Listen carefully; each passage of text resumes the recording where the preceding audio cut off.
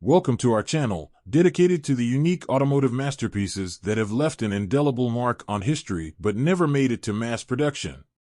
Today, we dive into the story of one of the most mysterious and beautiful prototypes ever conceived by the leading engineers and designers of its time, the Jaguar XJ13. This car was the first Jaguar 12-cylinder sports car prototype built as a single unit, and its story is a thrilling journey through time, filled with innovation, dreams, and, unfortunately, disappointments. In the mid-1960s, an era of racing and technological breakthroughs, Jaguar stood on the threshold of creating something entirely new and revolutionary.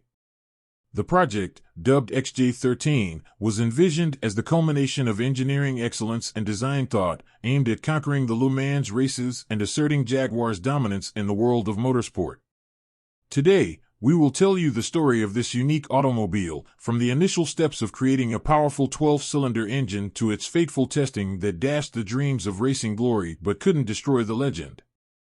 Behind this project were the names of legendary engineers and designers such as Claude Bailey, Malcolm Sayer, and Norman Dewis, whose efforts and talent turned XJ13 into a true symbol of innovation and beauty. However, as is often the case with the greatest creations, the path to fame was littered with trials and unforeseen circumstances. Join us to uncover the entire story of the Jaguar XJ13, from its magnificent inception to its tragic fate, and how this car became an eternal symbol of the unattainable, the embodiment of a dream that remained just that. Let's go back in time to discover one of the most captivating pages in automotive history. The Jaguar XJ13 was the first Jaguar 12-cylinder sports car prototype to be built as a single unit. History of Jaguar XJ13. Back in the 50s, Jaguar raised the question of creating a 12-cylinder Jaguar engine. The project was entrusted to Claude Bailey, who by 1964 had developed 7 prototypes of the engine, 2 of which were built to racing specification. The design basically combined 2 6-cylinder engines with a common crankshaft and aluminum block.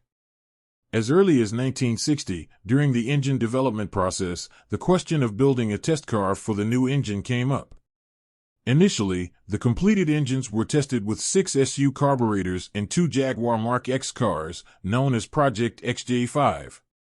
Development of a dedicated race car, however, did not begin until 1965. The new Jaguar XJ13 race car. In mid-1965, construction of the unique Jaguar XJ13, Project 13, began in the experimental department of the Browns Lane factory. The body of the future car was designed by Malcolm Sayer, who was the ancestor of all aerodynamic bodies of Jaguar, including the famous C-Type and D-Type. The car received a mid-engine layout and was made of riveted aluminum panels. Interesting features of its design were a safety bar behind the driver's head and a hinged glass panel over the engine. The task of creating the inside of the car was entrusted to engineers Derek White, Ted Brooks, Mike Kimberly, Bob Blake. The front suspension of the future prototype was similar to the suspension of E-Type cars, but instead of longitudinal torsion bars were used conventional shock absorbers. The rear suspension was also similar to the E-Type in that it used driveshafts as upper crosslinks, but otherwise had a number of significant differences. In particular, the car no longer required large subframes to accommodate the suspension.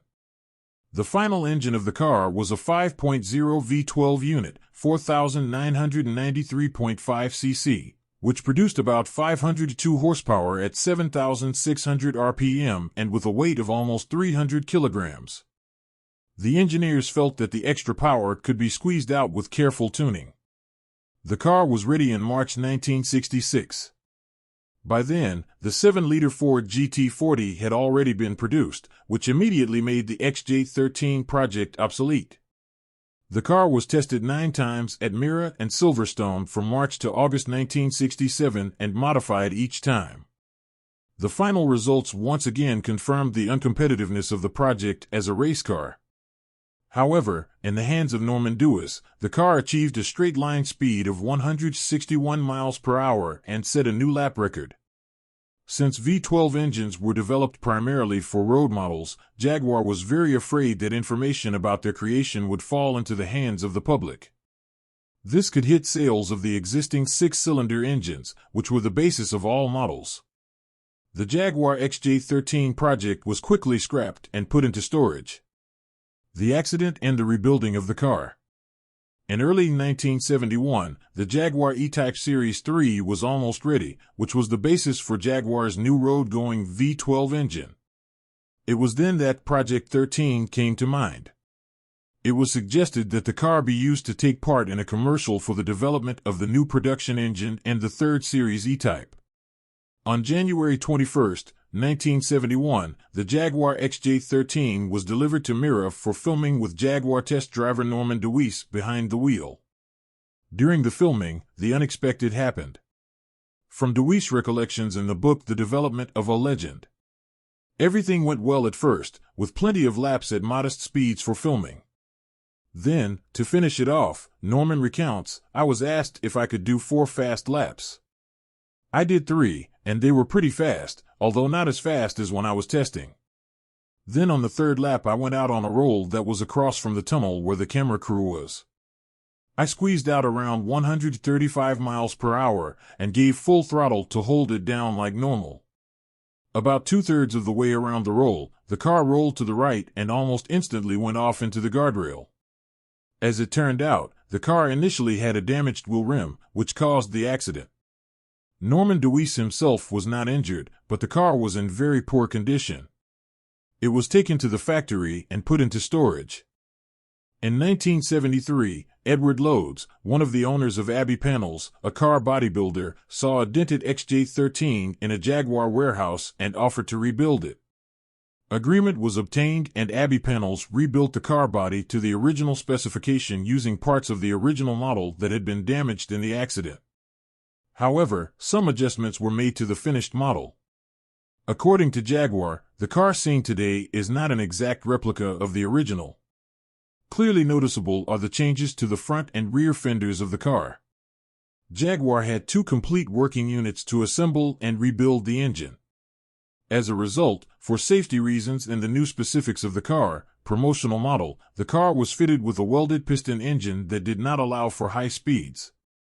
The restored Jaguar XJ13 made its debut in July 1973 at the British Grand Prix, when Frank Lofty England, the new CEO of Jaguar Cars, drove it around Silverstone.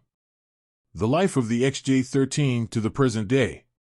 The car became part of the Jaguar Cars legacy and was used in various events and car shows and was the subject of many car magazines and TV programs. In 2002, the car suffered significant damage to the crankcase and engine block after falling off a curb. This was the impetus for another restoration of the car, however already in specification with an unrestricted engine. Coventry-based XK Engineering has fully restored the working unit. The Jaguar XJ13 once again made its debut at the Goodwood Festival of Speed in 2007, allowing its true roar to be heard for the first time in 35 years. Currently, the car is still housed in the Jaguar Daimler Heritage Trust's Jaguar Museum. Specifications of Jaguar XJ13. Due to the wide popularity of the model, there is quite a lot of information about its characteristics. Engine, 5.0-liter DOHC Jaguar XK660 V12, 4,993.5 cc, cylinder bore and piston stroke 87 by 70 mm, 10.4:1 compression, 502 horsepower, 7,600 RPM, 374.3 kilowatts.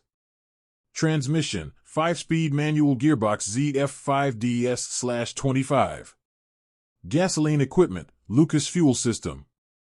Suspension, double wishbones, springs over Armstrong adjustable shock absorbers. Steering, slatted, cremoller. Wheels, Dunlop tires. Front 5.25-10.50 times 15H white spot D15. Rear 6.35-13.00 times 15H white spot D15. Brakes, ventilated discs, universal. Body and interior, 2-seater aerodynamic aluminum body made in Abbey Panels. Mid-engine powertrain arrangement. Ventilation ducts for cooling the rear brakes. Removable roof over the engine space. Dimensions: weight about 1,000 kilograms.